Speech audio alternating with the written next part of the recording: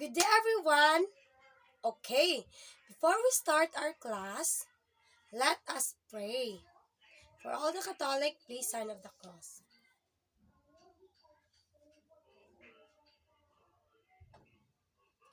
Okay, class. Before we proceed to our topic, I introduce myself. I'm Abigail Sinantao Buklasan, and just call me Teacher Abby. Our topic for today is all about the different presidents of the Philippines. Who knows the first president in the Philippines?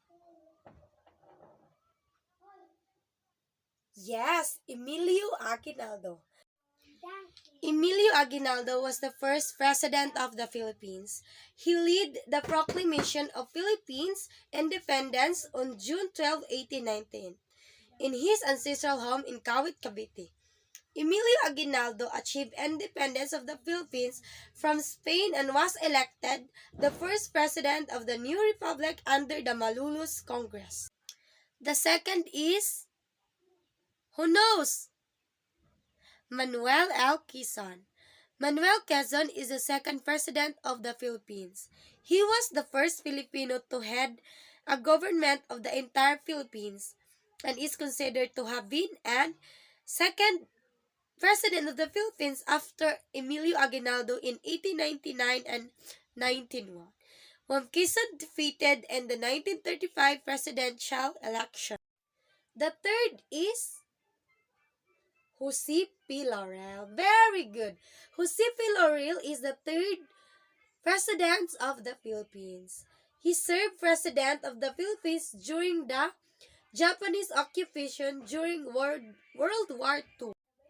The next president is Sergio Osmeña. Sergio Osmeña was the fourth president of the Philippines and the second president of the Commonwealth. The Philippines joined the International Monetary Fund. Sergio Osmeña was the first Visayan became president born in Cebu City. The fifth president of the Philippines is Manuel Rojas. He was inaugurated on May 28, 1946 at the National Museum building. He held office for only 1 year, 10 months, and 18 days. Manuel Ruas was inaugurated as first president of New Republic after World War II. The next president is Elpidio Quirino.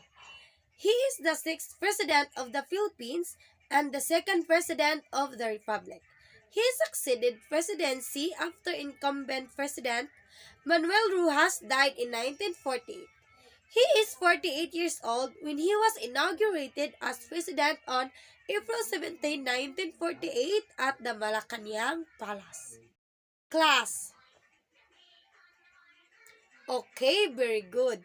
The next president is Ramon Magsaysay.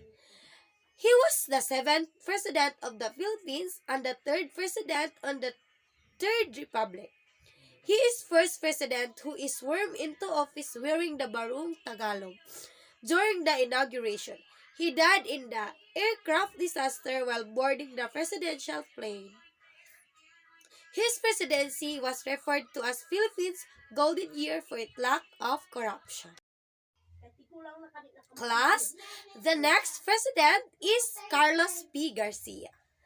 Carlos P. Garcia is the 8th president of the Philippines and the 4th president of the Third Republic. This Bohol native was a lawyer, poet, and professor and served as the guerrilla leader during the Pacific War. Garcia served as a vice president under the Ramon Magsaysay and as Secretary of Foreign Affairs for the 4th year. The next is Diosdado Macapagal. Diosdado Macapagal was the 9th president of the Philippines. He was the lawyer and economist born in Lubao, Pampanga. He was inaugurated on December 30, 1896 at Quirino Grandstand. Ferdinand Marcos was the 10th president of the Philippines and that last president of the Third Republic.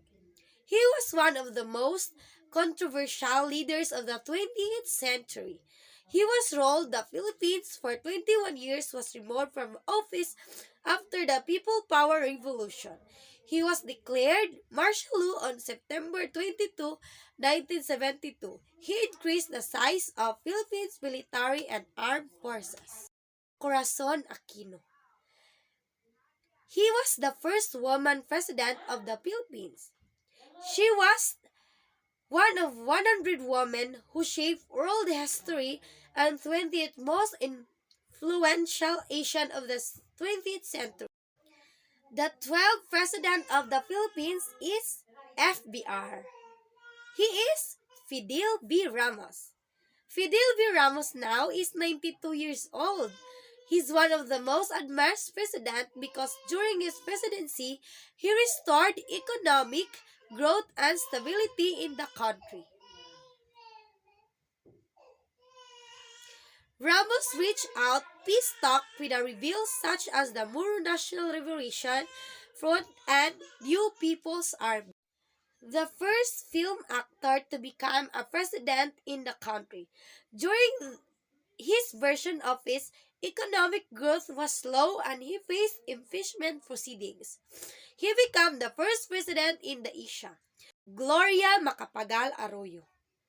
Gloria was 14th president of the Philippines.